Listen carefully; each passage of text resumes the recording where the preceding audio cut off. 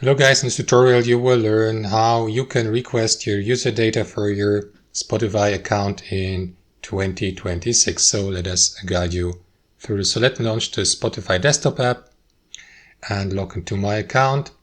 And you won't find this feature here guys in your account settings. You will need to navigate to the web application of Spotify. Make sure that you're logged in here as well. Click into your profile icon here in the top right and choose account. Scroll down. And from there, navigate to account privacy here. Scroll down till you get to account data. You will see all the data that is associated with your account listed below, like your saved playlists and the search queries, etc., the user data. And to export it, you will need to send a request here by clicking into this button. Make also sure that here this checkbox is selected, select account data. And after that, the request will be sent and you will receive after that an email by Spotify or from Spotify to the associated email address for your account.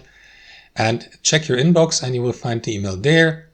And what you want to do is use the download link from the email there. If you don't see it, guys, you may request also a resend email.